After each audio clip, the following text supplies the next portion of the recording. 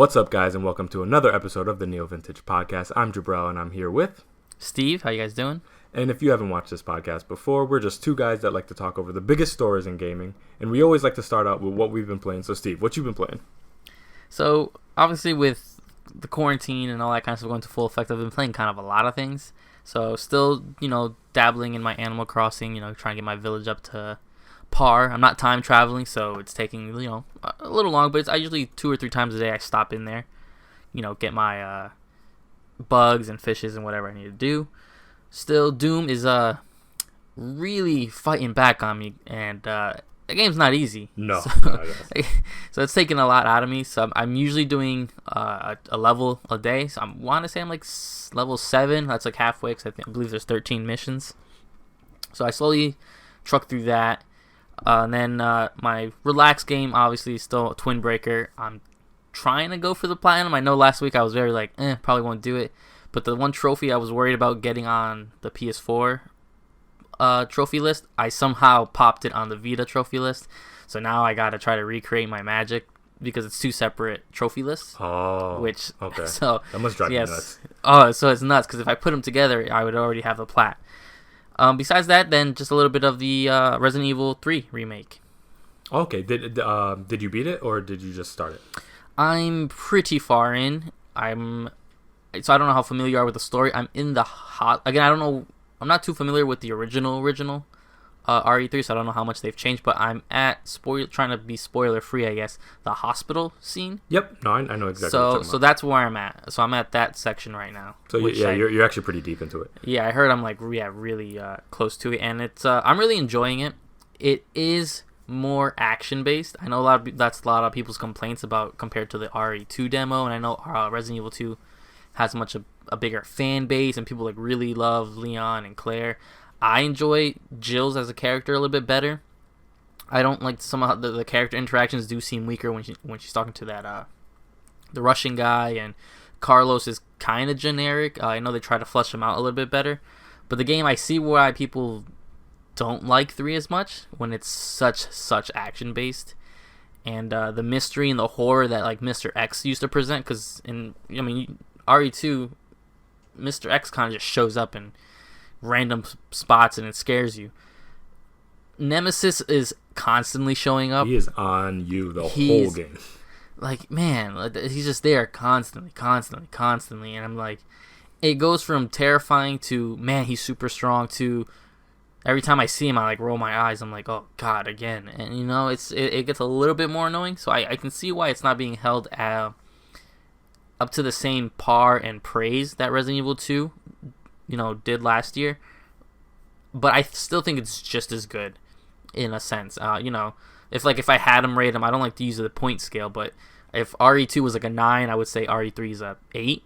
Okay. Oh, so you're still pretty positive on it. Yeah, it's not a dramatic downgrade. The gameplay's solid. Some of the controls they fixed. The camera angles get a little wonky because of how tight in corridor the city is in the beginning section, and you kind of lose your bearings because everything's just dark, rainy with lights. And Nemesis comes and helps clear that up a little bit, but it's still good. I'm enjoying it. Again, not knowing too much about Resident Evil 3 originally, it's a brand new experience for me, and I guess they tweaked elements of the story to be more canon, which doesn't bother me because Capcom's always had that mucky timeline. Besides that, I did dabble a little bit in the Resistance, the online multiplayer. Yep. And it's okay. It feels better to play as the survivor, but it's so rushed where they're everything you do, you either lose time or gain time. So it doesn't give you the chance to actually find the stuff. Resident Evil's always had that good breadcrumb, you go to this room to get access to this room. It's a back and forth. In Resistance, it's kind of all right, here's the key. Well, here's the puzzle you gotta solve, and the keys are just randomly located, so there's no rhythm to it, and that's my only issue with it. Yeah, so before I tell my opinion on RE3, I want to say I did not play RE3. I watched it played from front to back. The about 4.5 hour experience, I just sat there on the couch and watched somebody play it. So before y'all get on me, that's how I experienced it. So these are my observations, are purely that observational. From what I noticed, the biggest issue I have with this game is the value proposition. I don't think in any form or fashion this survival game coupled with this 4.5 hour experience is nearly worth $60 at all. I think the replayability of this one is significantly less than RE2 because of the nature of the narrative. The fact that Jill and Carlos's narrative are tied together throughout one single linear narrative, as opposed to two disconnected stories that you have to replay the game to experience both, like Claire and Leon, make it a vastly different experience, and the value proposition is lower in 3 than I would say 2 was. I would say what made 2 as legendary as it was the fact that there was so much care into building that world, that police station specifically, and it's kind of like a masterclass in game design, the way everything's connected and the way it guides you through this environment, and how the environmental puzzles combined with, you know, the threats that are built around it, combined with Mr. X after you the entire time. So I feel like there was a great deal of care that 3, though there was a great deal of care put into the aesthetic look of it, I don't necessarily see from a game design standpoint the masterful nature of 2 in 3. As for Nemesis, I think after a while it really did get pretty old. I understand that he's the primary antagonist of the original one and this is a remake, but not a complete reinvention of the game. So I understand that they're taking a little bit of that and they're reusing pretty much the same enemy over and over and over again in different forms. I did think it got old. I think the best utilization of Nemesis was, I don't know if you remember, but earlier not too big spoilers, but when you're on the streets and he's kind of chasing you that first time when he has like the flamethrower, and there's one point he like jumps and slides in front of you. Yeah, see, that is the perfect utilization of Nemesis. He was horrifying there. Yeah, exactly. So after you, again, it's not really a spoiler. When you turn the subway on, you have to try to get back. There's a part where you're running through where there's this fence, a bunch of zombies, and he breaks through the wall. And I'm like, oh jeez, and I keep running for it because I'm like, all right, I've seen Mr. X do this. I just run for it, and eventually he's slow enough. But and then he did that huge leap, and you can hear him like you can hear him jump and like mumble, and then he does that slide, and then he's just in front of me blocking my path. That's terrifying, and that's the way it should be done. Yeah, that was the primary impact of Nemesis, and from there I think it kind of lessened with each appearance. But generally, I think it's a pretty good game. I don't know if I'd go all the way to 8 just because I feel like, with as short of an experience as it is, the fact that a quarter of the game is using the exact same environment of 2, and I won't go deeper than that, that's problematic, I think, for a $60 experience a year after the predecessor came out. The fact that you're reusing an environment that prominently, I think, is an issue. And it makes a lot of sense of how they were able to turn this around so fast. But I think if you're going to provide a semi-budget experience, you need that budget price tag tied to it. So... I guess I should be, well, I want to be clear. Amazon had a sale for this game months ago, so I locked it in pretty cheap. Oh, lucky you. Okay, cool. Yeah, so I that $60 price tag, I guess if you were doing that $60 price tag, it'd be a lot more of a hit. And I could see where you would be a little saddened. I did forget that, I locked in a pretty cheap price months ago, and then Amazon never doesn't pull the price up; it only pulls it down. Yeah, the lowest, it locks it there. That's true. So I'll be clear, I did. Maybe that's why I might be a little bit warmer on it. And the resistance thing, I'm not really into survival games. I've seen games like this before. It came off a little clunky. It wasn't really my cup of tea, and now I understand why they tied it to 3, because the combination of that, maybe they can get away with justifying the $60 price tag a little bit more. But generally speaking, I wasn't too hot on that. But again, if you were able to hold out a little bit, the price of this is going to drop dramatically, just like the second one did. So if you can get this whole package for $30, then I think it's more than worth it. But for the $60 price tag, I would say wait. I don't consider this like must-play video games. I wouldn't either. Now, for the other stuff I've been playing, it's been similar to you. I went through Animal Crossing. I've been playing that pretty much every single day. Pretty deep into it. I've unlocked pretty much everything. I've got that kind of mod tool for the world. Okay. So I finally unlocked that. So I'm making all types of like paths and terraforming, and I'm doing all kind of fun stuff. So once you get to that point, the game fundamentally changes, and it's kind of like a god sim where you can kind of change the world to do whatever you want. You no longer have to, like, for example, like buy bridges unless you want it for the aesthetic version. If you just want it for like a practical nature, you can just terraform a lake into having land over it. So it fundamentally changes the game, and it's definitely bought me a lot more time, because not that it was getting stale, but you eventually you kind of max it out. You do everything you can possibly do, and then you're like, all right, well, that was fun. But then you unlock this new tool, and it's like, well, how would you like to change land masses and water around you? And it's like, oh, well, that's another 20, 30 hours I could probably play here. Yeah. Besides just the daily check-in, sell fruit, talk to your villagers. Besides that, this is like dedicated time that I could actually put more into. I've been playing through Twin Breaker as well. I've actually went to a game that years ago I swore off because I was like, there's no way I can get through this. And I've heard more people talking about it, and its sequel came out recently, and I was like, you know what, I have this in PlayStation Plus. Let me honestly give it a shot. So I've been playing Neo. Wow. And for me, who is not very good at games, I have to give myself credit. I am doing a lot better than I thought I would. Of course, I die. That's just part of the experience. But I've noticed that when I stop trying to play it like Strider and trying to play it more like a Bloodborne, where it's very patient, it's whittling down health, I noticed that I was able to make it a lot farther than I have in previous tries. So I'm really, really enjoying Neo right now. I'm not that far into it. I'm probably an hour and a half. I haven't even hit that first major big boss. I broke out of like the England jail area, and again, this is spoilers, I guess, but it's a 2017 game, so get it together. How far have you made into Neo? So Neo, I have a back and forth relationship with. So I remember playing the demo. Well, they called it a beta, but it was a demo, and I thought it was cool. I thought immediately, I was like, oh, this is samurai. Oh, actually, it gave me a lot of flashbacks to like Ninja Gaiden, because that's really what it is. But I was like, okay, I really enjoyed Bloodborne, so I was like, I maybe can like this. I like samurais and that whole kind of aesthetic. And then some reason, I don't know why, I don't know if it was just timing, I never picked it up until it was on PlayStation Plus a few months ago. And I downloaded it, I started it, and then I did the whole thing where you broke out of the jail, and then I don't know what it was. I just think I knew I didn't have time to dedicate, because that's one of those games where you got to learn it and just be almost muscle memory for it. I also was too tainted by Sekiro, where Sekiro is very much it's a lot more fat. It's like, how do I say? It's the pacing is way different in Sekiro, where you can do the parrying and the main attacks and all those kind of things a little bit faster, and you can be a little bit more sloppy.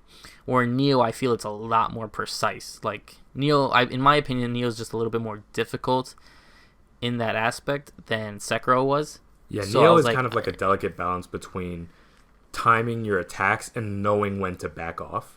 Yeah, and exactly. That stamina meter and regaining your ki is like a major component of that.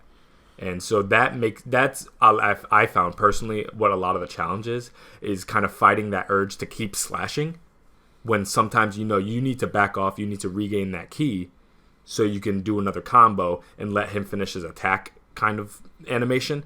So it's because your natural feeling is like, oh, I just got him so close to dying, let me just finish him off here.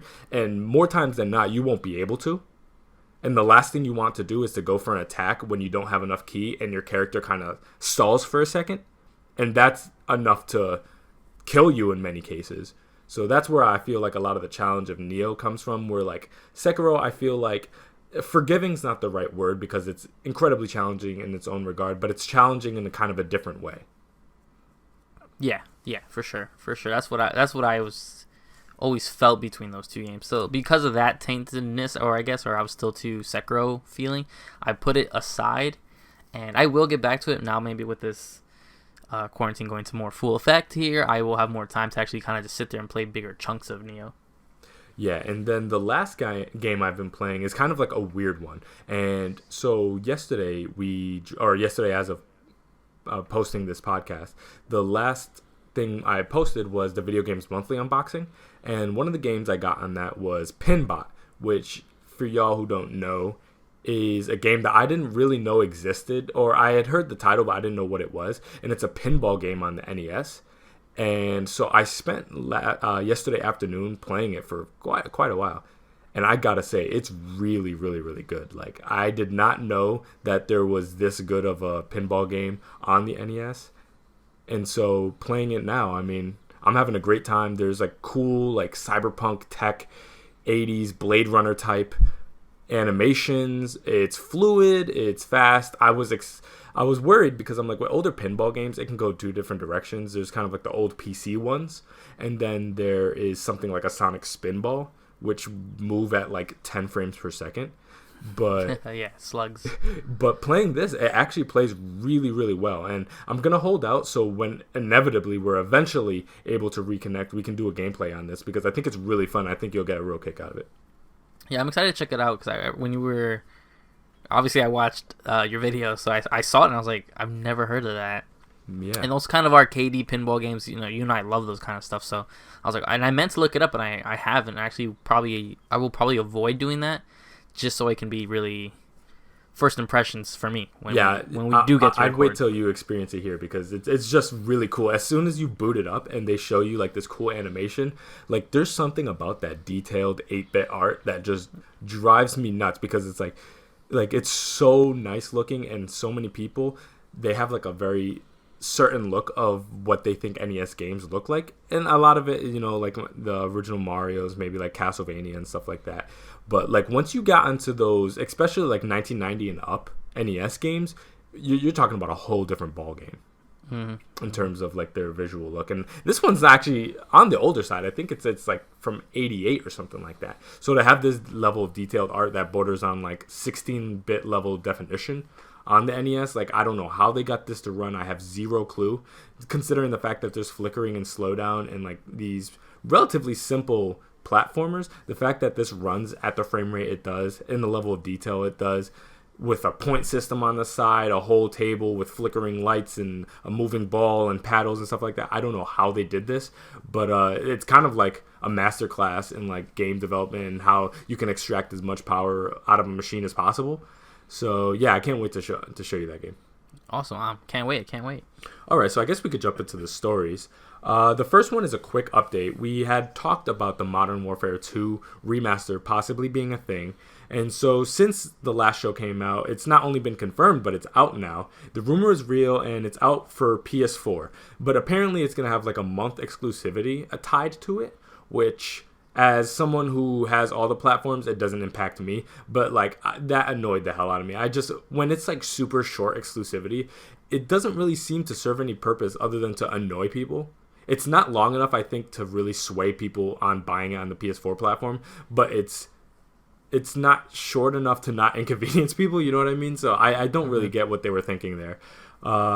And a kind of like a second part of it is the fact that Sony Russia refuses to release the game in Russia for extremely obvious reasons if you've played the narrative of the game. And again, for people who haven't experienced the game, I won't spoil it too much, but there is a pretty famous, iconic mission called No Russian, where you do some rather unsavory things in an airport. And I guess the Russians are not too they don't feel too kind about being portrayed in that way, or at least not Russians, but Russian terrorism being, initiated like that. So what are your thoughts on this? So, it was, we were always so skeptical about when this would drop and stuff like that.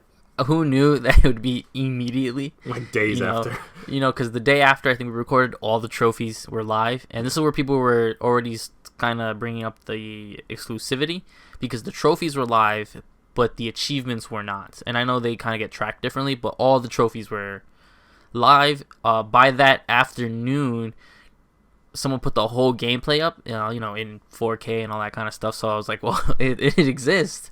But Activision still was hush on it until that Tuesday, where they just released the trailer. The exclusivity, I mean, this goes back to the what they signed for this whole generation, because they were exclusive with, not exclusive, but they always had that time deal with Xbox the last generation. Sony then did that for this generation, so the DLCs we used to get a little bit differently. Now it's all more coincided. I think due to the circumstances of how everyone is in the world right now, most people are home, and Modern Warfare 2 is held so high. I think it was kind of a hurtful move to lock it off for a month, because you gotta, wishful thinking, in a month people are gonna be able to start going back to work and stuff, so they won't have the time to do this. My only other issue, I do obviously the no Russian level. I knew it was gonna be in there. There's no way you can have this game without that level, because that's a good. Like you take away the integrity if you make the game incomplete and then try to charge again later. So obviously the level is going to be in it. You have the option to skip the level. You have the option. There's no trophies attached to that level ever, so that's not a big worry. My only other issue is it's not released as a standalone, which is a weird thing. I don't know if you knew this, or the way they've talked about it is very hush. You either need to have Modern Warfare installed or the Warzone installed to play the Modern Warfare 2. Now, if they changed it, because I double checked this, because it was flagged on when I checked on the PSN store, because I was curious if this was true, and that's what it says. You do have to either have Warzone, which is the free-to-play battle royale, or you have to have Modern Warfare installed, which is weird to connect it that way. I don't know if they already took it back or if it was bad translation, but that was up on the PSN store. Whether that went away, I don't know. But that was my only other issue, was you're charging $20 for this, which is a good price, in my opinion, for just the campaign. No multiplayer, nothing like that. Those maps are probably obviously going to come to Modern Warfare, the reboot. Oh, I'm sure. I just don't see why you would then kind of shoehorn. So if I didn't have this, I'd have to install Warzone, which is huge, which is just gigs of data. That takes up such a big chunk of my data to play a game from 2000, what was this, 9? 10? Yeah, it just reminds me of the nonsense they tried to pull with the first Modern Warfare remaster. You remember when they tied that to Infinite Warfare? It's like, yeah, you had to have play that. Nobody wants to play that. You had to have the Infinite Warfare disc in the system, and it's like eventually they changed that, and now it's like a standalone game that you could just purchase on its own, because since then it's been made free on PlayStation Plus. But just the tying of one thing to another thing, when one product is slightly in less demand, let people play what they want when they want it. Like, just cut it out, cut the shit, because you know how much money they're bringing in, so it's not like they're strapped for cash that they need to tie things together in that capacity. So that's a peculiar move for them to make. Yeah, I assume, again, if they haven't already at the time of us recording this, they probably will backtrack that and just release it so it's its own thing, but we'll see. Alright, so moving on to the next story, which is kind of, I believe it broke yesterday. That's when I really saw it making the rounds. The ESA has announced the dates for E3 2021. It's going to take place between June 15th to the 17th. So there wasn't many quotes and stuff. They pretty much, the only word they kept trying to use was that they're going to use the reimagined E3, which I don't know what that really means too much. I know it's because they've been really trying to transform E3, and E3's been losing a lot of money, developers backing, and all those kind of things. And I knew everyone thought E3 was going to be dying, with the 2020 E3 canceled due to the virus. I wasn't surprised, because there's no way they were going to just go out that way without like a big last blowout. But it's there.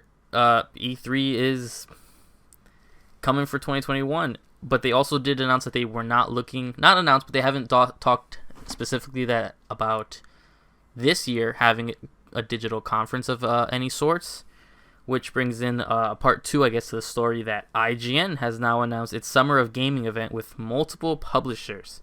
So what everyone kind of thought E3 was going to transform into, IGN has somehow done it. So I'm going to read just a quick section from their article, which is IGN is proud to announce our Summer of Gaming event, a global digital event set to begin this June to bring you the latest news and impressions around upcoming games and next generation of console hardware, i.e. exactly what E3 used to do. And the more astounding thing, because this is not like how Kind of Funny does like their small indie game like showcase. IGN is collaborating with 2K, Square Enix, Sega, Bandai Namco, Amazon, Google Stadia, Twitter, Devolver Digital, THQ Nordic, and more. Those are some, if not most, of the big players that used to show up at E3 and really use it as their platform. So I just was curious, what did you think of all this information? Yeah, I mean, besides what EA, Bethesda, Microsoft does its own thing, Nintendo does its own body. Yeah, it's pretty much EA and Bethesda is all E3 kind of has that differentiates it from the summer of gaming. So it seems like in E3's absence, IGN has swooped in and kind of taken that market share, which, again, I'm a big fan of competition. So if anybody could push the ESA to get its act together and reinvent itself, I think this is ultimately a good move. The one thing is, if you know business and you know the finances that go behind this, I seriously doubt that this is a one-time deal, which means I think they're probably treating this as something that's going to be present in 2021 in some capacity, which spells pretty bad news for the ESA at this point. The less and less people have been participating, and now you've seen pretty much so much of the people that kind of made E3 what it was defecting kind of to the other side. It just pretty much spells disaster. And now reinvention or reimagined, I don't know what that looks like. I saw a leaked screenshot, supposedly, again, this is rumored, of what the ESA's plan was for E3 and why so many people didn't really want to work with them this year. And apparently it was being tied to like having Andrea Renee come to host it, which is, she's well respected and regarded in the industry, so that makes a lot of sense. But tying it with like Good Morning America, and they were making a lot of weird moves that I would imagine they're just trying to increase visibility as they lose more and more cachet with the hardcore quote unquote crowd and game industry professionals. Maybe they were going to try to make up for it in terms of casual eyes. Since they've opened it up to the public, that seems like a direction they might be trying to head in, and tying themselves to primetime television like Good Morning America. That might be a choice they wanted to go, but it also makes sense why people would see that and be like, yeah, no thanks. And then IGN offers them something that's more in the vein of what a current showcase should look like, and then they go into that side. So that makes a lot of sense. But man, if I was the ESA or working for E3 and stuff like that, I would be really concerned about this move. Because again, many things, if you look at IGN's, a lot of things, people have a lot of critiques about them, but they do have their finger on the pulse of what the modern gamer is looking for in terms of their video content and their podcasting content, in terms of what their site offers and the guides. They kind of fulfill the role of being the industry veterans and having those kind of guides for the older school gamers that used to know IGN for that day, and then also providing Snapchat and video and podcasting content for kind of the newer modern gamer. So it would make sense for them to step in and kind of put that cash and put that money where their mouth is to make a new showcase.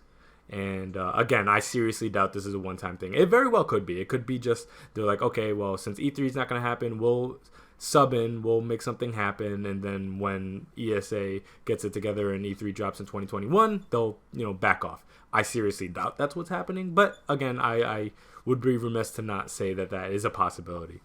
But for the most part, I mean, E3, like GameStop, I feel like we're kind of remnants of a bygone era, and you got a new player in the world who speaks to a lot more people in a more convincing manner than you guys do. And so it kind of begs the question, when 2021 comes around and they're trying to do E3, what place do you have in the industry? What is the point at this point? Who is going to participate? Who's going to be the big announcements? Is Nintendo and Microsoft going to stick by them when everyone else has jumped ship? I mean, that's a question that eventually is going to get answered. Yeah, we'll have to wait and see, because at the end of the day, IGN is a business. They pay their employees salary, benefits, and all that kind of stuff. So if I don't know what it looks like behind the scenes. If Summer of Gaming ends up being crazy popular, lots of hits, lots of views, lots of tune-ins with live streams and things like that, why would they give that up the year after because the ESA's there? I mean, IGN is one of the biggest, if not the biggest, gaming news sites that are there. They send everyone there. Brian Altano's always out on the floor, and all these guys that people identify with. That's where people are going to want their information from. And if they can do it without the ESA and this awkward, sponsorships for deodorants and stuff like that, why would they after having a successful one this year, why would they go back to that kind of stuff? Just doesn't make any sense. And I mean, not to mention, can't be a cheap showcase to make. However, I'm curious to see how the finances balance once they factor in the fact that E3 couldn't have been a cheap foray for them either, having that booth space, sending all their staff fully paid to these events, having them, right around the clock to get all these articles out. That couldn't have been a cheap endeavor for them to go to E3. So to kind of bring some of that money to invest within themselves and kind of saving some of those profits there to reinvest into the show, I would imagine would impact their bottom line in a more positive manner all in all once everything is said and done. And the sheer amounts of money, if this goes well and their partners, see good returns, not to mention the video feeds, a lot of people go through IGN to watch E3 to begin with. If you can not worry about the money that goes into having physical presence on the floor space, it's all a digital event. The partners see good returns. They keep going on. The advertisements are going to be through the roof when they see all this participation. They don't have to put any money into anything other than their own. Like, this is a chance for IGN, I feel like, to jump to the next level, whatever that may be. And what started as this kind of small little guide site has been growing exponentially as time has progressed. And I feel like this is a chance for them to jump into another level. And again, we're talking about them competing with the ESA, which is, I know, kind of like the punching bag to a lot of jokes now, but we're talking about a lobbying body between multiple publishers that got together to talk to politicians. Like, we're talking about a pretty significant group here. So for IGN, this, San Francisco based video game website, jumping in and possibly competing and possibly beating the ESA, like, that's a big move. And I'm curious to see what the future IGN at that point looks like. With all that money coming in, with all that sponsorship coming in, this could help their relationships with multiple publishers. Because again, we got like 2K and Devolver and stuff like that. But what about when all these other teams being like, hey, that showcase went really well, can we have a part of that?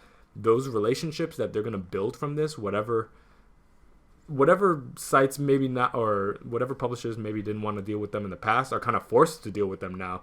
So I mean, can prove incredibly advantageous for IGN in the long run. Yeah, that's true. Okay, so we got another pretty big story here. And again, this is a rumor. I like to put in big capital letters, rumor, right here, because this could be proven right or wrong. And I have my skeptic hat on right now. So it seems like Nintendo may be planning some pretty major re-releases in 2020, possibly spilling into 2021.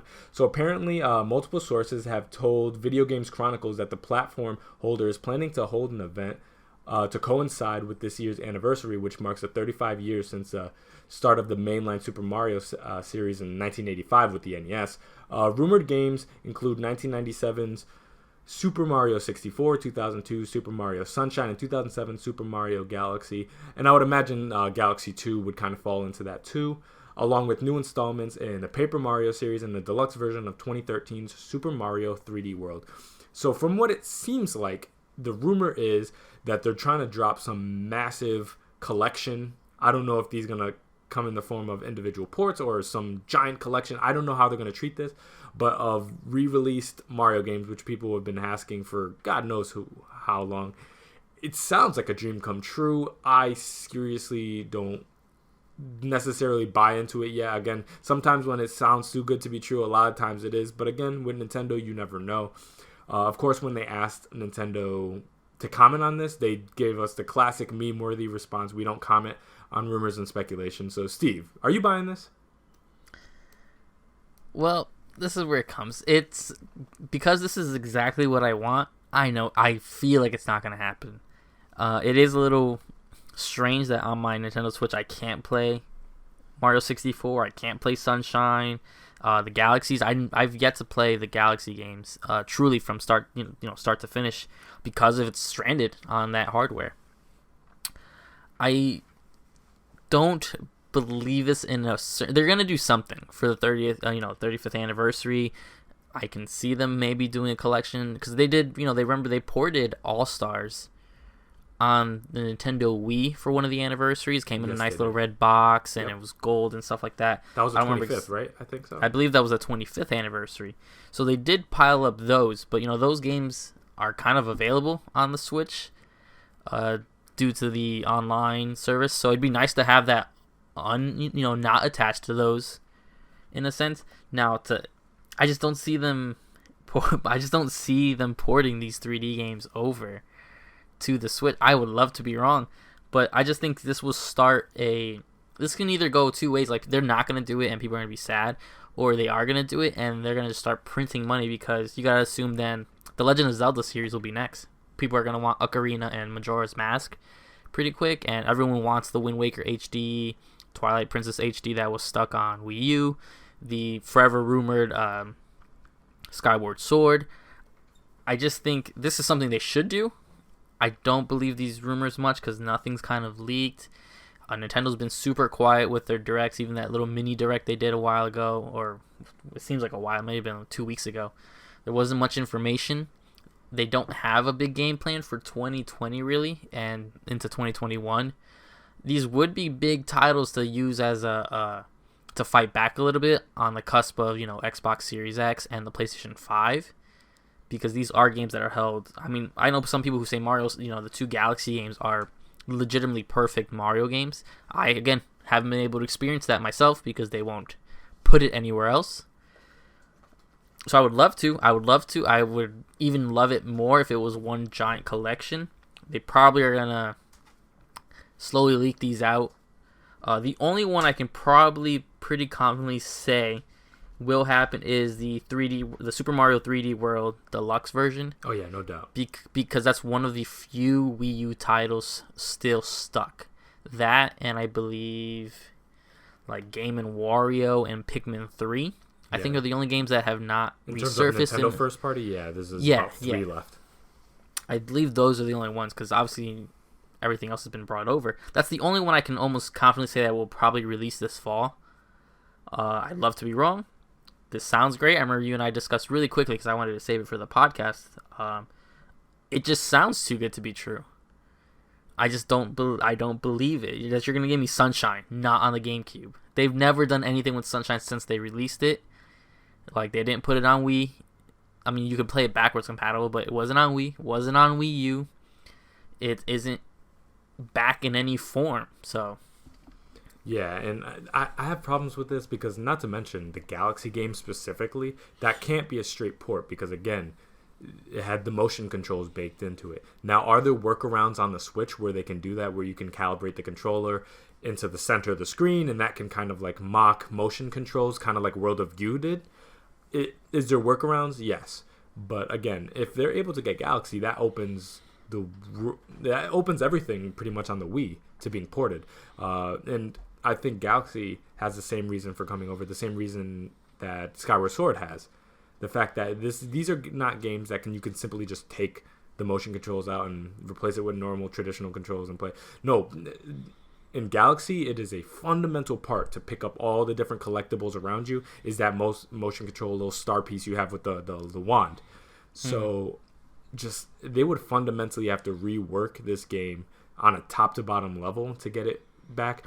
So that one, to me, is the one that I'm the most skeptical about, is the Galaxy component of it. 64, I mean, I'm open to the possibility. Again, the Odyssey working with, at the later half of the game, again, sorry about the spoiler, but yeah, it has a little bit of contingent of Mario 64 there. So, I mean, I'm not super opposed to that. Sunshine, it's something that I'd like, but again, Nintendo is not necessarily the ones to hear what people are saying and be like, okay, yeah, we'll do that. They kind of march to the beat of their own drum. But again, if this happens, this is pretty much their Master Chief collection. And that's a really major deal. The fact that their most beloved, most in-demand character, they're going to put together a collection and drop that. Like, that's some legendary stuff. And the last time they did anything that like really impacted on the level, again, was that All-Stars initial release on the Super Nintendo, where that was legendary then, and then porting it to Wii, that was an incredibly big move then too. But Mario collections are very scarce. You don't see them very often. And so seeing a collection on this level, not to mention, if you look at the Switch and its monetization format, Nintendo aren't really the ones to package things up in the most bang for your buck type situation, unfortunately.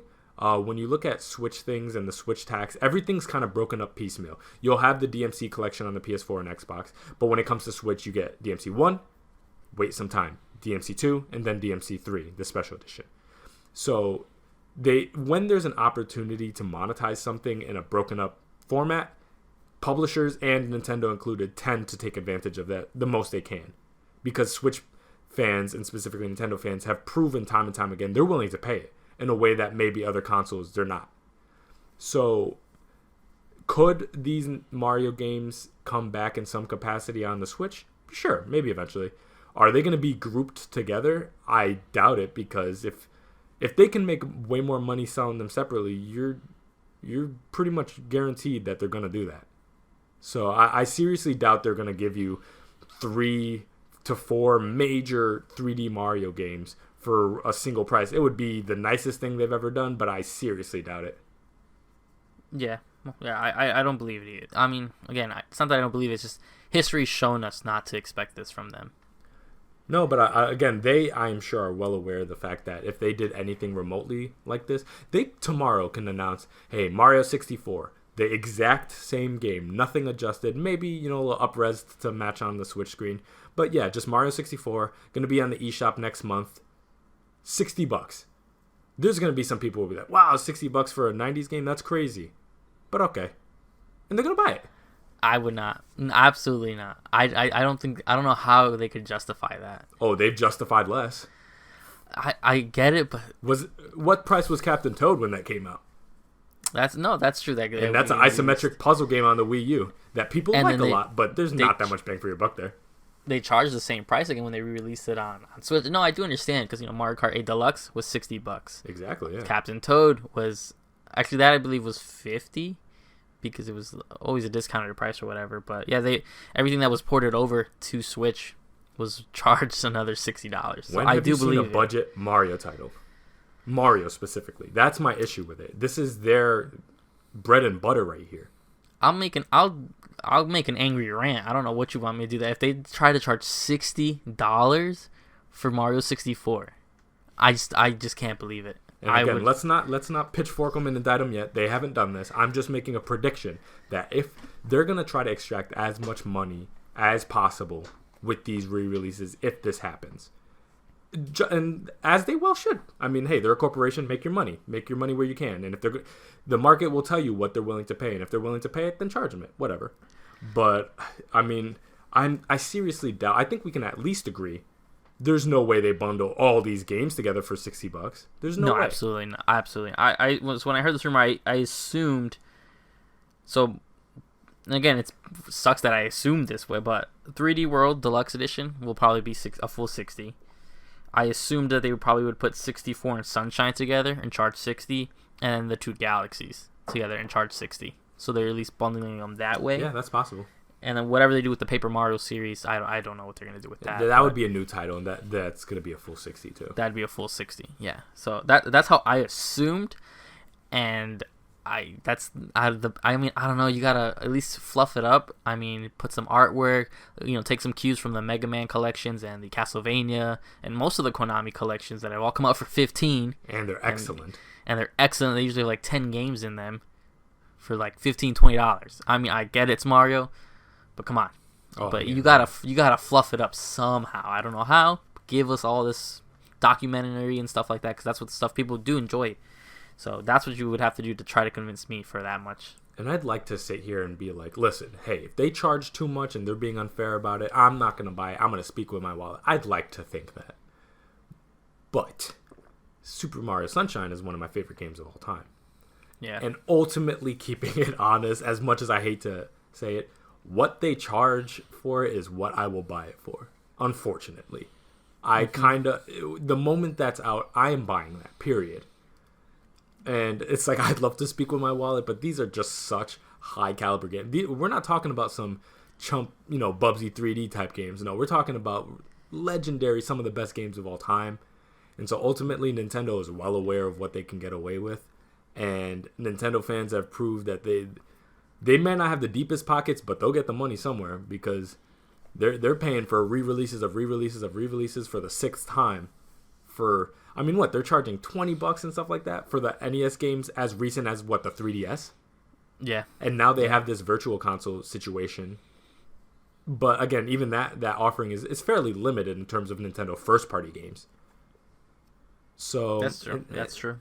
It's like, I wouldn't venture to say like they're greedy, but they're aware of what they can get away with, and I'm curious to see how this plays out. But again, it sounds too good to be true, and it makes a little bit too much sense for them to do this, because Virtual Console made all sense in the world. This massive library, you charge $5 to $10 a piece and let people play any game they want in Nintendo's history. That makes way too much sense. And instead they have this kind of subscription style model where they kind of drip feed you via IV 1 to 3 games every 6 freaking months. So like I don't know if I don't know if I buy the fact that they're gonna drop, hey, every Mario game that you've ever wanted on a current gen console. Sure, we heard your demands and here you go. It's like, nah, no, not from Nintendo. Yeah, that's true. So we'll have to see. We'll keep in touch with them and see. Hopefully we get a direct soon that unveils this all, and I'd love to eat my words. Yeah, I'll keep my eyes open. All right, so a quick story, just more of a quick mention. So the former Platinum CEO Tatsuya Minami, maybe, I don't know if I pronounced that right, is behind the new Capcom-backed studio. So he's the former Platinum CEO and actually was a former Capcom designer. Is now part of M2, who is now really primarily was the support studio for the RE3 remake, and now it's coming out that they worked a lot on the RE2 remake. And it is been rumored for a while, but now it is, I guess they've kind of determined true that they're the primary developer on a larger remake project for Capcom. So first, congratulations to him taking this huge role. It's cool because he's been kind of circulating a lot within the same people if you look at it, because Platinum and their correlation with like Capcom and stuff like that, it's all been pretty tight rumored. I just am curious what you think the next remake is, this larger remake. Yeah, so the interesting thing about this is I feel like we in some ways get an answer to this looking at the heritage of what he's worked on in the past and what this team is. Now, the interesting thing about this M2 team is that I was researching it because I was like, I've heard that name somewhere, and it reminded me that I actually read a story about M2 maybe a couple months back, where apparently this was a team that Minami created because he wanted to kind of work on a collaborative level with Shinji Mikami. If you know, he's kind of goes back to like what Dino Crisis and the original Resident Evils, so he has like a big heritage in his own regard in terms of survival horror. Now, I believe, if I'm not mistaken, he's at Tango Gameworks right now too, where that's where you're getting games like Evil Within and stuff like that. So, if I'm not mistaken, I believe Minami wanted to work with Mikami, and that's going to jumble my brain up saying those two names.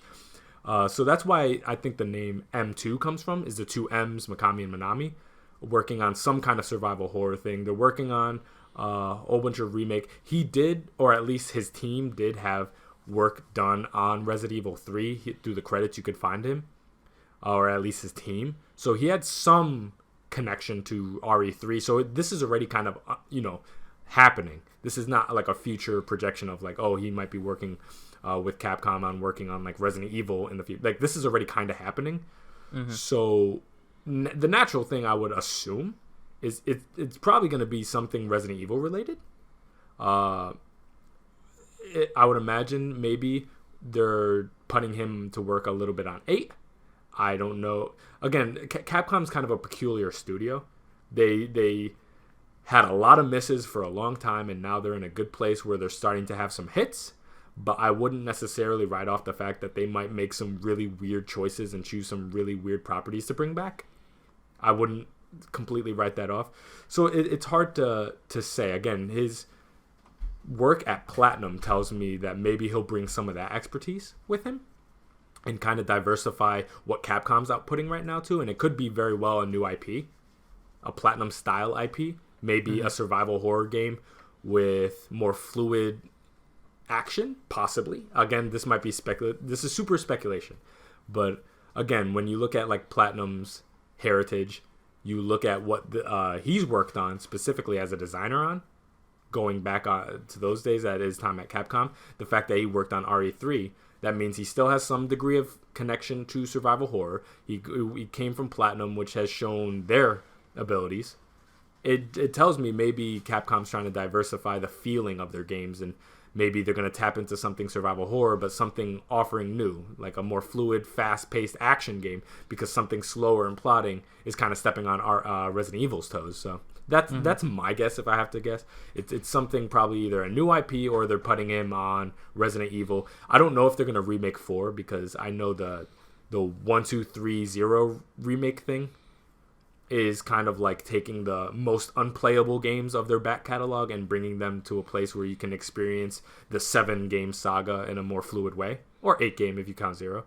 I don't know if 4 falls into that category of needing to be remade, even though, again, I feel like it can play a little clunky at times, especially with that spinning kick and stuff like that. Yeah.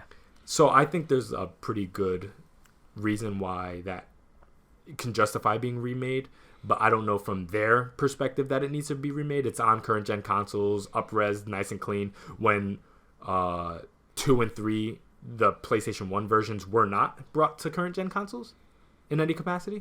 Mm-hmm. So they remade those. 4 is there. You can experience pretty much all of the Resident Evil games now, with small exception of like Code Veronica and stuff like that. So it makes me wonder, like, if they're going to put him on 8, possibly, if they're going to put him on a 4 remake, if they ever do that. 4 remake, if they ever wanted to dabble in that, is years off, because they were only able to turn around 3 as fast as they were, because it does repurpose some of the assets of 2. Mm-hmm. 4 would utilize nothing that 2 and 3 have done. This is an entirely different environment in a different country with different characters, so... Yeah, that's true. I guess I know everyone was jumping to that, to Resident Evil 4. I'm in the same boat as you. How do you remake that game?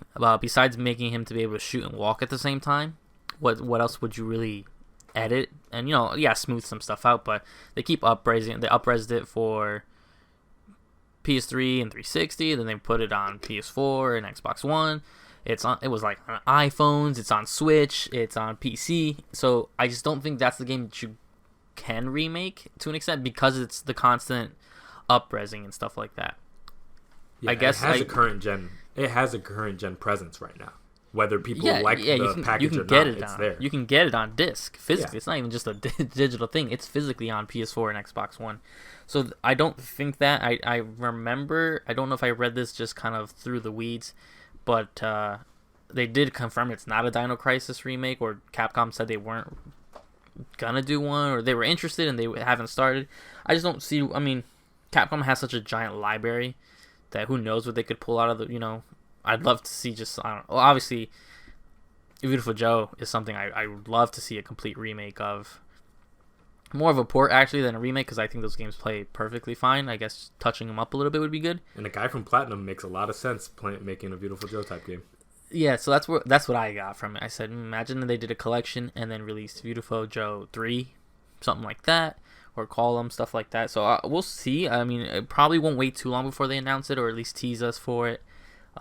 Capcom's been on a good stream for a couple years now, so we'll see how far they keep riding this. Yeah, we'll see.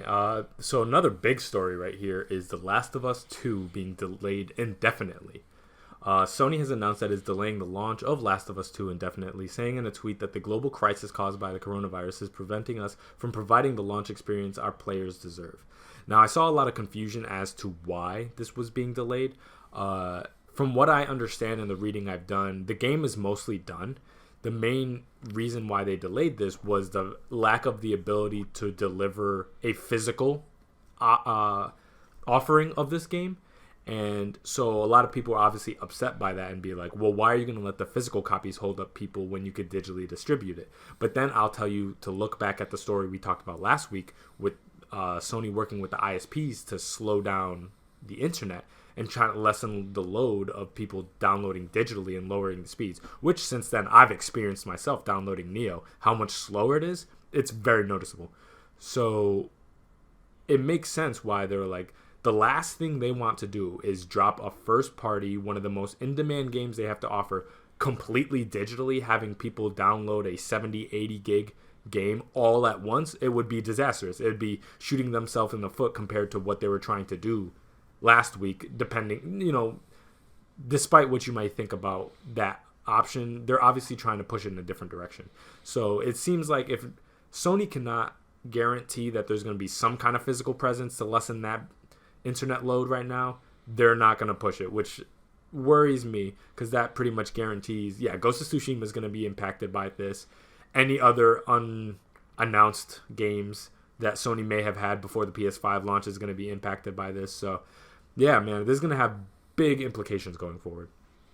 Yeah, you really have to, look at the signals that this is going on. So, obviously, this sucks because, obviously, this is the second delay we've gotten from Naughty Dog and Sony. The only thing I'm glad it's not because the game's in trouble. I know there was, slight rumors that it doesn't run well on a base PS4, and those are all really uncircumstantial, but it does suck. We were all really hoping for this to come out in May. I do understand it because it's the shipping of it really is the problem, because that's why even Square Enix had to ship their game 2 weeks early in Australia and all these places that the embargo is still up, but the whole Final Fantasy VII Remake game is on YouTube. Oh, is it really? Yeah, because it released early in Australia and certain places. Some people have it. It's broken street date.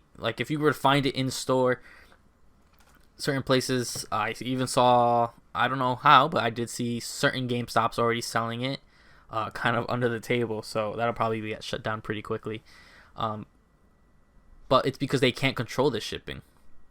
I've had Final Fantasy VII Remake pre-ordered for, I don't even know, 5-7 months maybe, and they constantly give me emails how I'm not going to get it on a release day. So if that's just the disc and that's not a collector's edition, I just have a regular Blu-ray disc and they can't get it to me. I think my newest update now is 2 weeks after release, and that's something I kind of want to be able to play so you and I can discuss here. The Last of Us 2 being such a bigger game, being something that hasn't technically gone gold yet, just shows that they don't want this to release in parts, especially when it's such a story-based game, a game and an IP that people love and add so much passion to. For this to say they released it sporadically the way that Final Fantasy VII is, that's terrible because the spoilers are going to go everywhere. Oh, this person dies, this is this, he's alive, he's not alive, whatever the story would be.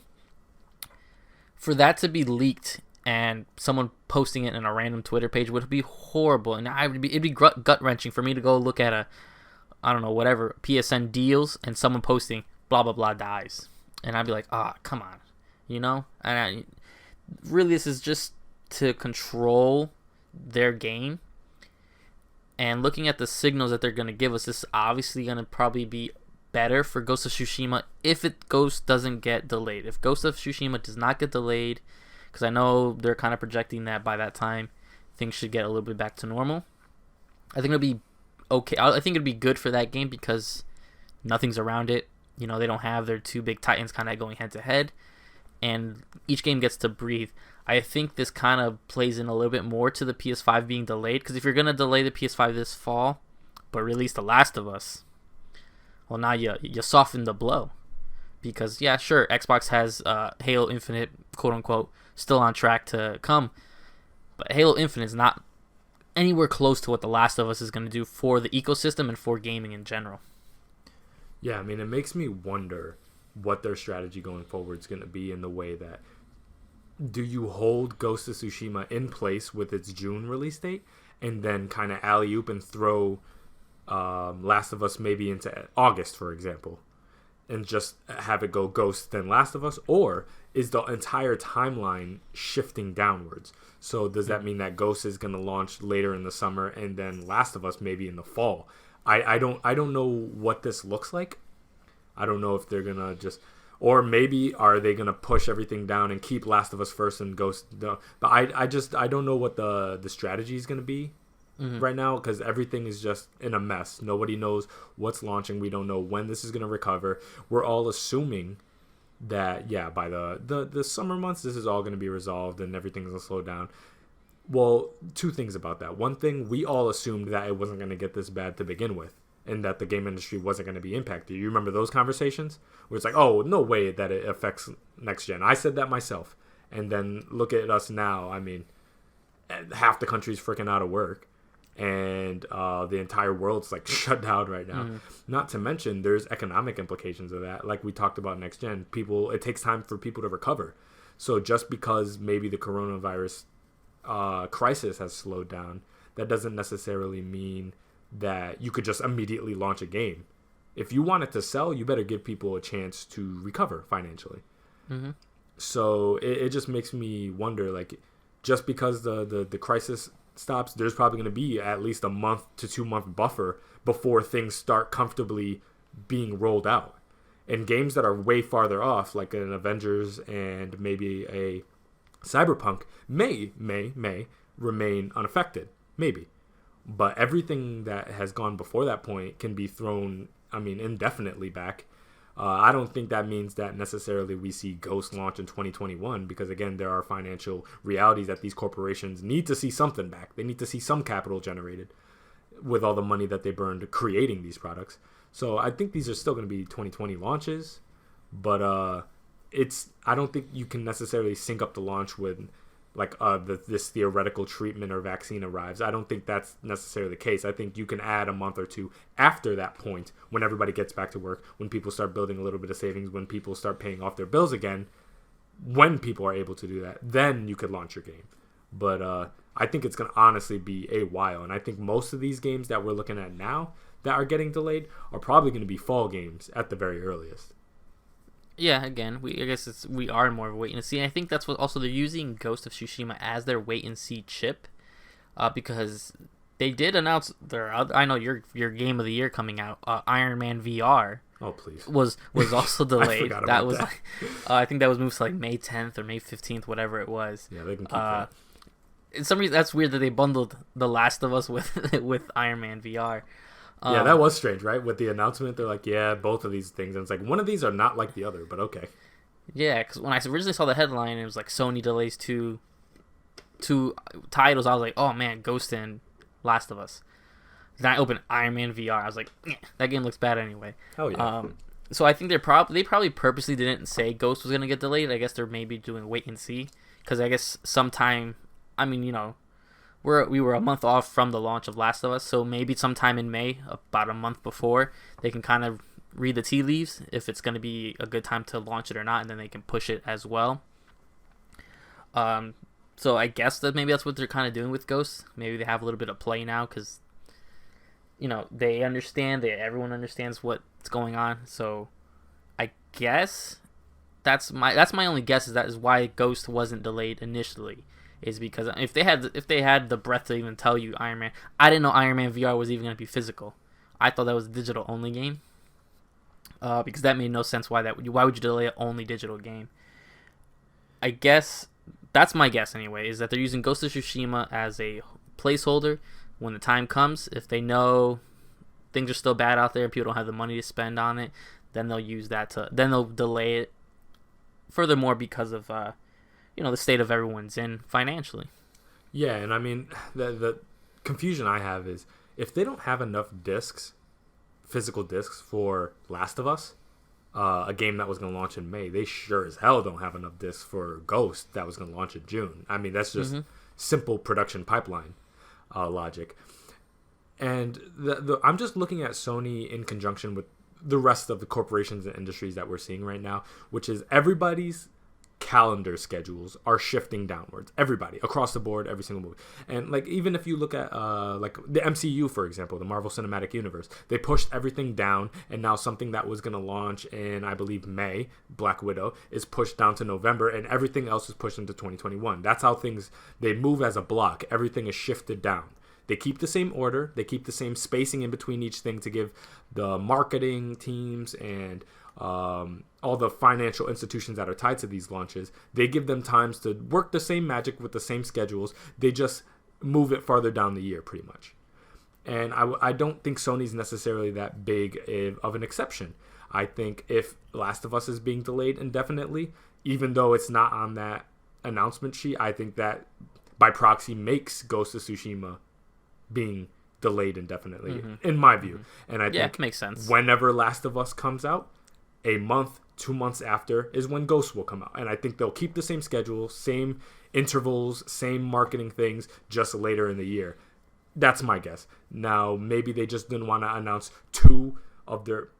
not even two of their biggest. They're only two major first-party releases. They didn't want to delay both of them at the same time because maybe that'll make shareholders freak out. So they're going to try to break up the news piecemeal. Maybe that's their play.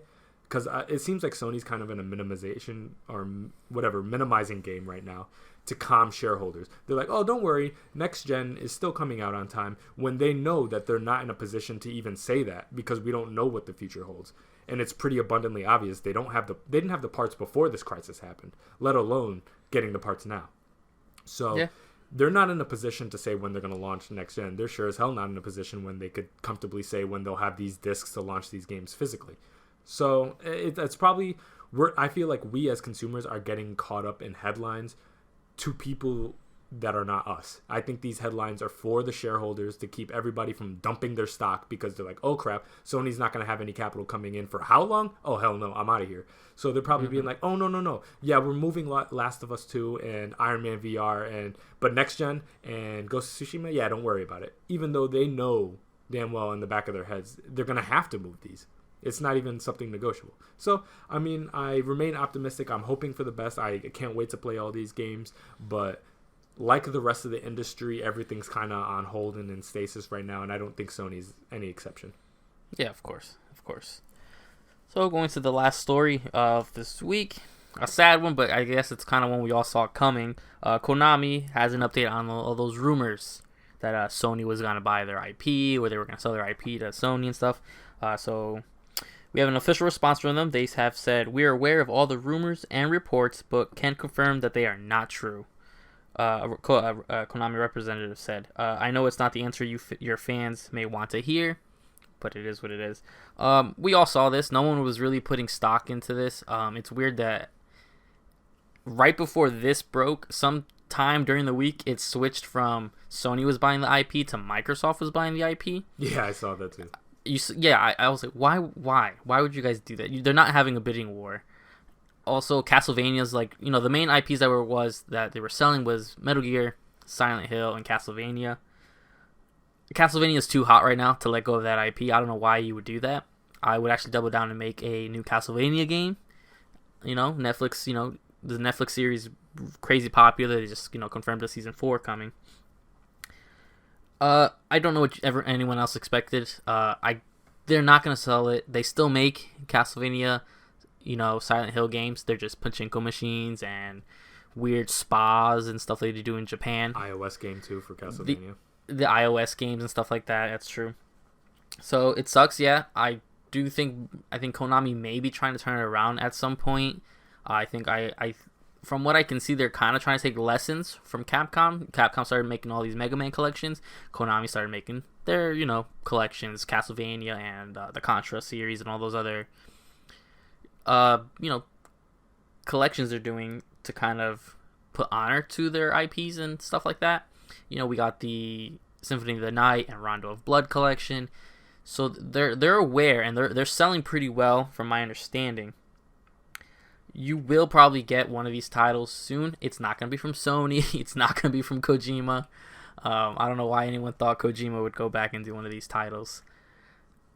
There's not much else to say, really. Just, they're not true. Why would you sell your IP right now? It makes no sense. Yeah, the story made no sense to begin with. The reason why Konami's not selling off their IP is the exact same reason why Sony hasn't sold off Spider-Man. Like, if you can license out things to get other people to do the work and you just pick up the money in the back end with ownership, like that's the way these companies operate. That makes the most business sense in the world. And that's how you do it. You pick up royalties, you pick up money on the back end with IP ownership. It makes no sense for them to sell it off, when not to mention they have properties that people will happily work with them to adapt in some capacity. Listen, if Konami goes up to any one of these developers and be like, hey, would you like to make a Metal Gear game?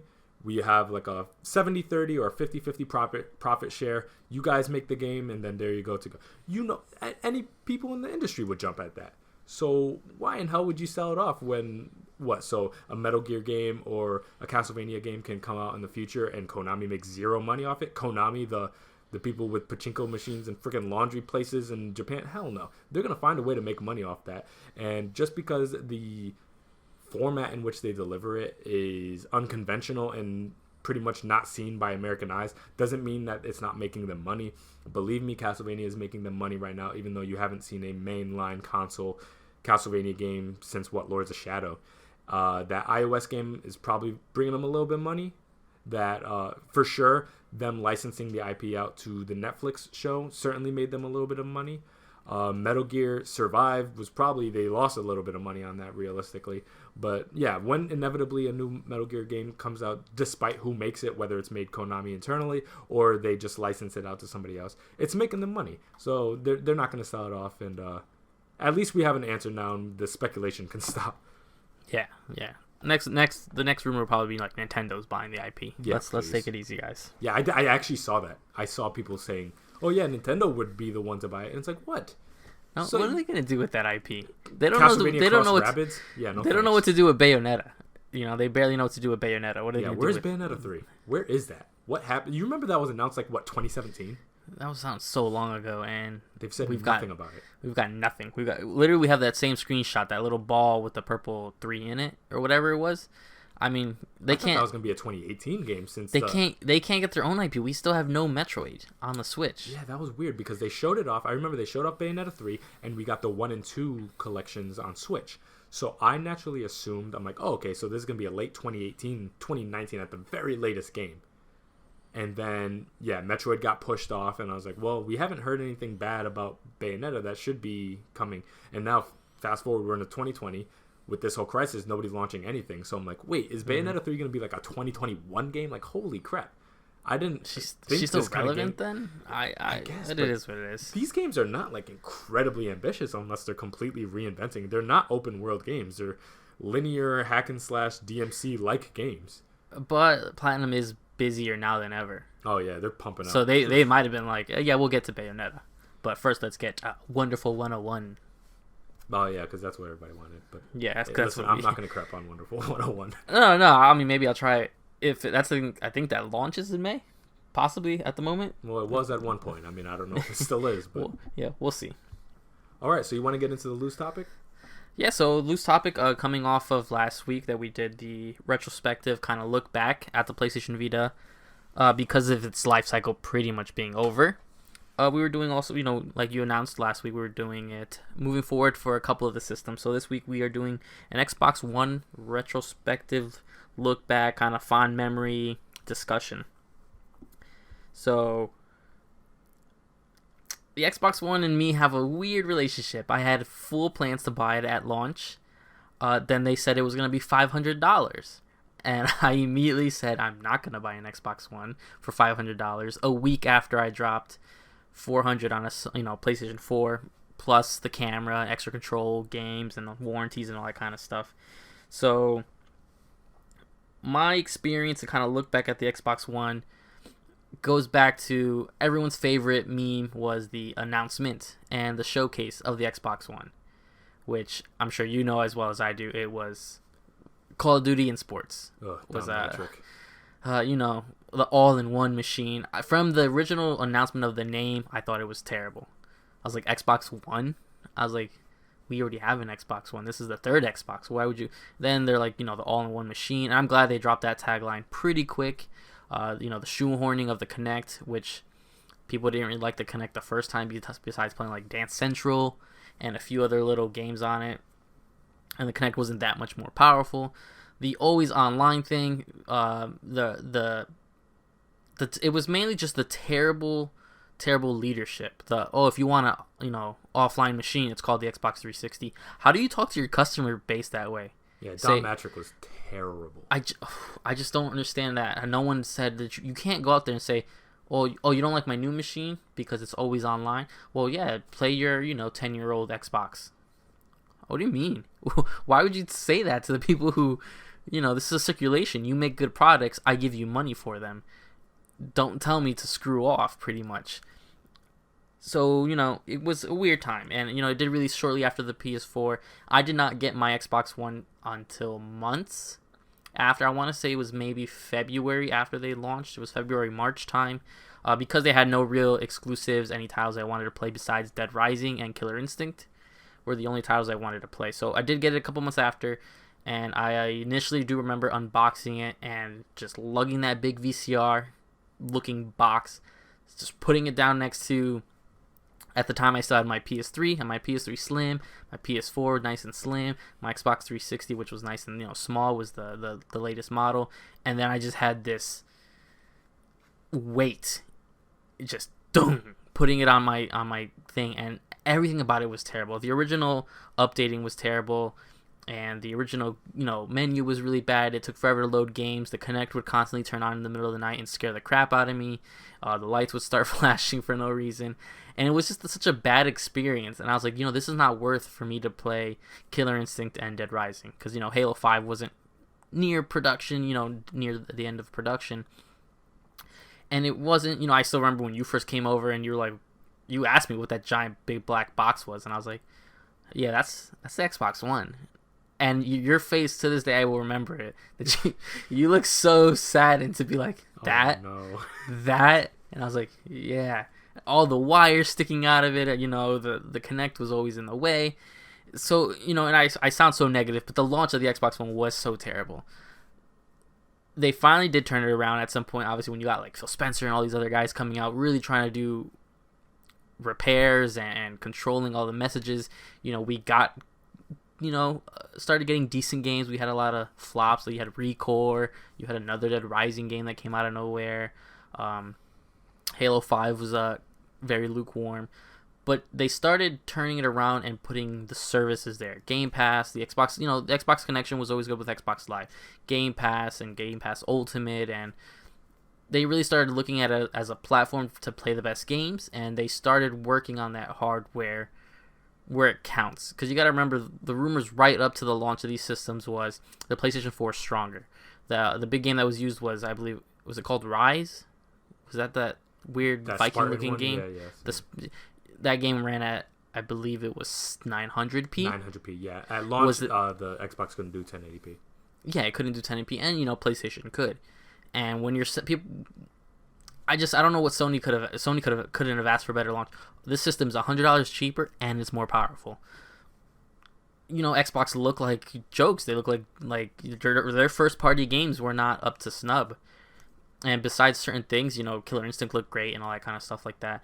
It wasn't until way later that they started finally turning it around with better games, better looking games. The care really baked into the games. Where Gears, certain things like Gears are still suffering from just staleness. To be able to just play certain games right off the rip with your subscription service, playing the games, now with the Xbox One X being the more powerful system, games looking extra good. Fallen Order, I got to see that on your base PS4, and I now saw it on my Xbox One X, and it's night and day. And not that we're really big graphics, snubs and frame rates and stuff. I want my games to run good and look good, and just distinctively they look better. So it's weird to see a system go from being a joke, being just terrible. I would say it was really terrible at launch, to being one of the systems so powerful, so well respected now, and just having the features that we wish Sony would bring over, especially with backwards compatibility. For real, now it is the all-in-one box, because I can play my Xbox game, 360 games, and my Xbox One games on it. It just makes sense that way. First party and third party support all working really well together.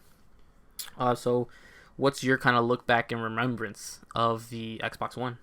Yeah, I mean, looking back on it, I feel like Xbox went through this gen what other people have gone through, what I call the humble generation, which is basically you come off a big high, and then sometimes people have to sit back and humble you a little bit and remind you, like, hey, listen, don't get too cocky on your high horse. You can still fall, and you best believe you did.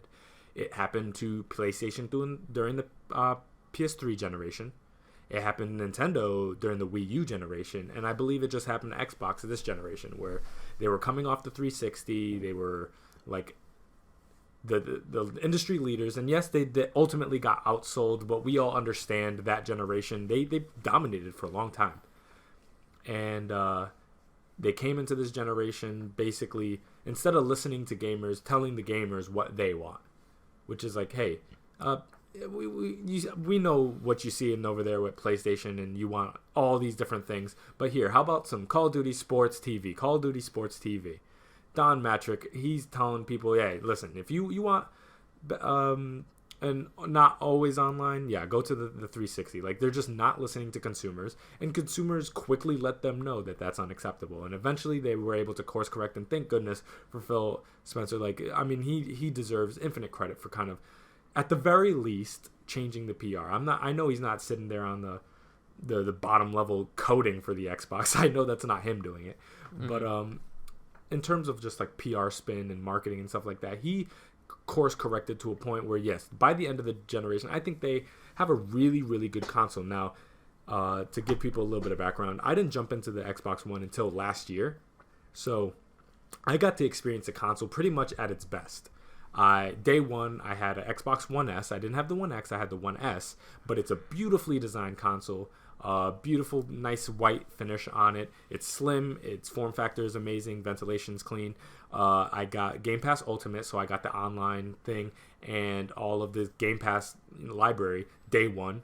And since then, I've been playing it, and I've had nothing but positive things to say about it. I love the console now. But yeah, man, they had a really rough start, and unfortunately, it was so rough that they could not recover. And not so much in a financial way, but just in the numbers of units sold, they just are so far behind PlayStation this generation that in many ways this generation's kind of lost. But despite that, they didn't really give up. They're like, you know what, we're gonna set up the framework for a good next gen, and then we're just gonna just try our best to do right by our consumers. And I feel like in many ways they have. There is no better value proposition in terms of having a library of games available to you than Game Pass right now. And PlayStation Now has its benefits in terms of its, the fact that you don't have to download anything. You can download things, but yeah, you can natively stream. But again, streaming games is a limited experience to some people. But I mean, hey, Xbox figured it out. They figured out backwards compatibility, and luckily they had the benefit of the fact that they didn't have to figure out backwards compatibility with cell processed, developed games, which is its own problem that kind of Sony shot itself in the foot with. They had the benefit of not really having to deal with that. The infrastructure of the 360 and the original Xbox are not like fundamentally different than the Xbox One. So they were eventually able to figure out a way to emulate those games and use physical discs from last gen games as kind of an unlock key. And it's a very clever, smart way they went about it. And since then, I mean, I've utilized it so much. I've been playing Mass Effect. I play Star Wars Force Unleashed. I play KOTOR. These countless games that I've been able to go to a local game store, check it real quick if it's backwards compatible. Oh, yep, it's backwards compatible. Cool. Buy the game for what? $5, $10, 15 at most. Go back home, load it in, and I'm playing the same game that I played 10 years ago on a last gen console, on a current gen console, and then quickly switch to Yakuza 0 or Halo 4 or whatever I wanted to play at the time. So, I mean, it's a real incredible thing that they accomplished. And going into next gen, I'm really optimistic for them. And as long as they can figure out that first party game release issue, that I would say is the one issue that still, as of right now, still plagues them, because they haven't yet rectified it yet. Everything is pretty much projections. Like, okay, they have all these new teams, Ninja Theory, the Initiative, all this, blah, blah, blah. They can really do some cool stuff now going forward. Yes. But we haven't yet seen it, so it's not proven. So as of right now, the main issue and the main indictment Xbox has against it, and has had against it pretty much this entire generation, is where are the games? And hopefully, I'm praying that they rectify that for this next gen, because I would love to see a healthy Xbox and a healthy PlayStation go toe-to-toe with each other, because I feel like we have yet to see that.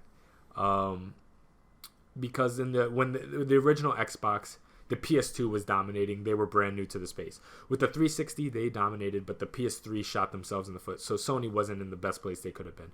This generation, Microsoft shot themselves in the foot. But this upcoming generation with the Series X, hopefully they can have a whole bunch of good first-party exclusives. Sony, they're going to come out with the heat. They're ready to go. And then Nintendo, and just having all three companies in a healthy spot, I think is gearing up to make what I believe this is the 9th generation of consoles, to be one of the best ones yet. and I'm hoping for that. And so I got a lot of love for Xbox this generation, the fact that they were able to course correct. And unfortunately, the narrative hasn't 100% shifted for them, and they still kind of are like a bit of a joke and a punching bag to some people, where it's like, what the Gears and Halo machine that has nothing else to play, yeah, or he's really gonna cut it, like that they still get joked on a lot, because I feel like for many ways, like this is kind of a shot generation for them. But I hope going down, people will be able to kind of look back on it again, like a Dreamcast, like a Vita, and be like, you know what, they really course corrected, and they really were onto something there. And for different reasons than the Dreamcast and the Vita, where they have their cult followings, this one is to right a ship that was so disastrously launched, and without having to pull a PS3 and completely tank the price of what you were able to do and cut a whole bunch of features so you can launch a console for super cheap. Xbox didn't actually do that. They had cheaper offerings, sure, but for the most part, they were able to kind of course correct just by listening to the consumer. And I think that's something to be commended. And I think down maybe in a generation or two, we can look back and be like, hey man, they really botched that launch, but they really course corrected, and they really listened to fans, and that was a humbling moment for Xbox. And hopefully we can see a really, really healthy Xbox, and this could be the start of something incredibly great and put them on a trajectory to possibly maybe win another generation. So that's kind of my general thoughts on it. I think there's a lot of negatives about this generation, but you got to highlight the positives too, because not many other developers and publishing partners could have pulled off what Microsoft pulled off here, with that kind of fixing all the mistakes that fast. Because again, yes, it was a course correction years in the making, but it was within one gen, and not a lot of people can do that. Again, like some Sega, for example, when they started screwing up, they screwed up multiple generations in a row. But at least when Microsoft realized their mistake, they were able to fix it within the same generation. And so I think that's something to be commended, and it didn't spell disaster for Microsoft in the same way that like it did for Sega. Because for a lot of people, when they saw that Xbox One launched, it's like, oh, Xbox is done. There's no way they can recover from this. And lo and behold, with a lot of commitment, a lot of listening, and a lot of admitting that they messed up, which is not an easy thing for a corporation to do. When corporations' kind of main instinct is to double down. Like, it's super obvious that Sony did a stupid thing with that Gaikai acquisition with the streaming games thing. That's very obvious. But at this point, they put so much money onto it, and they would hate for the negative PR that, no, we have to triple down on it. But Microsoft was willing to be like, you know what, we botched this. The Kinect wasn't it. This all-in-one console wasn't it. This massive brick of a console VCR thing wasn't it. And let's take the steps to rectify that, to maybe make up for some of the ground we lost. And I feel like they did. And ultimately, yeah, they didn't release the numbers, so we know it's probably not the best looking optically in terms of what Sony's been selling versus what they're selling. But, I try to give them credit where credit is due, and I give Sony a lot of credit where credit is due. And it makes me really excited for this next gen. So I would say, all in all, this generation was a success for Microsoft, despite the lack of sales, despite the real botched, launch, because of the able to course correct in a very unique Xbox X kind of manner. So yeah, that's kind of my thoughts on it. Yeah, I mean, you got to realize, they were backed into a corner where it would have been easy for them to just fold up and just been like, all right, let's just start releasing Halo on, well, at the time, on PC and PlayStation. Obviously, we did see one of those things fruition this year. But they decided to, instead of just throwing in the towel and making easy money on titles, they knew they had to rectify themselves. And they really did just, in a sense, just recover beyond something they couldn't recover. Nintendo could not recover the Wii U. So, as we always talk about the redemption story that Sony did with the PlayStation 3, and we talk about the redeeming that Microsoft was able to use with the Xbox One. Nintendo couldn't do it. Nintendo could not do it. The Wii U is now still a colossal failure. I don't care what anyone says. Xbox One is at such a high positive place now. Like, I would say they're evenly matched hardware wise and feature wise. They might even have they definitely do have a leg up on Sony. So that's why they only both can just skyrocket now with the new generation with PlayStation 5 and Series X, or they can nosedive. And looking at what we have right now, apple to apple, Xbox is looking really good, and Sony is looking kind of bad with the PlayStation 5. So to see them to really just listen, like you said, to everyone what they wanted, and not just fixing their mistakes, but future-proofing their mistakes. They didn't just figure out backwards compatibility. They made it a solid option for not even that, even your Xbox One. Original Xbox titles. You can literally put an original Xbox game into your Xbox One and it will play. Yep, did it yesterday. Yeah, and it works perfectly. And it works. And it looks better. And they just future-proofed it. And that's another thing. They went in there and fixed these games. They could have just done some emulation. They could have just ignored it because they didn't have to go backwards compatibility because Sony didn't do it at all. They figured these things out because consumers wanted that. Consumers want an easy place. They do want an all-in-one machine. And though you couldn't live up to it then, you did, at the end of the day, go through it. I went through 3... I'm on my 3rd Xbox One. I had the original one, which was not cutting it, super slow, overheating all the time, collected dust because how big it was, and those weird slot vents that were on half the console were disgusting. And then I did have an Xbox One X I was able to get a sweet deal on. And then I did get rid of it to play on PC because of what they were talking about, moving all their games on PC.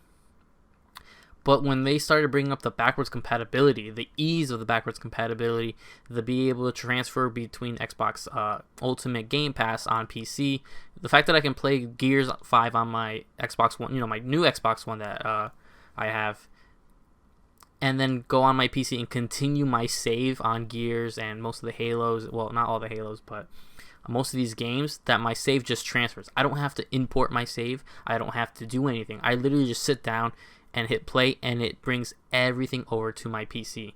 Like, this, the connectivity, the ease of it is what really they were able to just solidify. And it sucks because they're the only ones to be able to do that. They're the only ones doing that right now. I can't, going on some of the stories, I can't play Mario 64, Sunshine, the Galaxies on my Switch. But on my Xbox, I can play all the Halos, all the Gears, most of my 360 games. I can be playing Duke Nukem, Lollipop Chainsaw, Brutal Legends. Yeah. You can play all the Fables, all the Assassin's Creed games, Dragon Age, on one system. And these aren't, I know some, people have their issues with the Halo and Gear series really just kind of driving the ship. But I can play all my Devil May Cry games on my Xbox One. And on PS4, you gotta go get the HD collection and workarounds, and you can't play any of the I think you can play Mass Effect 3 through PlayStation Now. That's it. So if you want to, play those on Sony, for some reason don't want to get an Xbox, you got to go buy a PS3 that's still working, which those are getting to a limited amount. We both have the fat piano black PlayStation 3, and they sound like jet engines when we're trying to record stuff from them. Yeah, it's terrible. But on Xbox, it just works. You have all the Mass Effects on there, and that's what people need, and that's what Xbox saw that's what they wanted and needed, and they came in where they needed to be. Yeah, well, to cap this off and kind of end this subject and end the podcast, what I'll say is a healthy Sony, a healthy Microsoft, and a healthy Nintendo makes a good, healthy industry. And I think, unfortunately for them, but fortunately for us, these generations have to happen. And sometimes they just need to get their butt kicked to remind them about what really matters in a game console. And luckily, PlayStation and Nintendo, they got theirs. And now we have the PS4 going into the PS5. We have the Nintendo Switch. Boy, did they fix a lot of the problems they had in previous generations. And now Xbox just went through theirs, and luckily they were able to fix it during that generation. But that gives me a lot of confidence that the Series X is really going to be something quite wonderful if historical precedence has taught us anything. So, yeah, it's unfortunate for them that they had to get their butt kicked for so long and so many years, but these generations sometimes need to happen, and I got a lot of love for this generation because, if anything, it's a teaching moment. It's an educating moment for them. It's an educating moment for what really matters. And sometimes still to this day, a lot of powers that be like to minimize the importance of a service like backwards compatibility, and Xbox learned this generation that not only is it important, but it's kind of vital to a healthy ecosystem, not erasing your past. And they learned that, and luckily we kind of forced their hand, and now going forward, that's going to be something they incorporate in their consoles because they remembered what happens when they didn't. And I feel like Sony's going to learn that too, and Nintendo's going to learn that in their own way. And so, yeah, I mean, that's a good look, and we'll take a look at the PS4 in its own subject when we get more PS5 information and we kind of get a full look of the PS4 life cycle, because I feel like for the most part, all the Xbox One exclusives, whatever that means, because I know the Series X will be playing kind of the same games that are available, but for the most part, all the games that are going to be considered this gen games for Microsoft are out. Halo Infinite's going to be, you know, a next gen game. Gears 5 just launched, so Gears 6, God knows how long that's going to be. And Forza's, you know, nothing announced yet. So for the most part, we have everything, and we have this gen, and then eventually we'll get the PS4 and see how that looks for a subject. So I hope you guys enjoyed that. All right, so that was another episode in the Tuck of the NeoVintage podcast. I hope you guys enjoyed, and we'll be back here next week, hopefully with some camera setups. We're going to try to work out something to have a visual component for you guys who watch on YouTube. Yeah, make the video a little interesting. Yeah, because we weren't anticipating that this crisis was going to last so long, so we thought we were going to do the remote thing audio only for a couple weeks, and no big deal. But it looks like it's going to be months in the making, so we're going to try to figure out a visual component for you guys to have something a little bit more engaging to watch while you guys are in quarantine during the apocalypse. So till next time, this is Jabril, and I'm with Steve, and this is the NeoVintage podcast. Bye.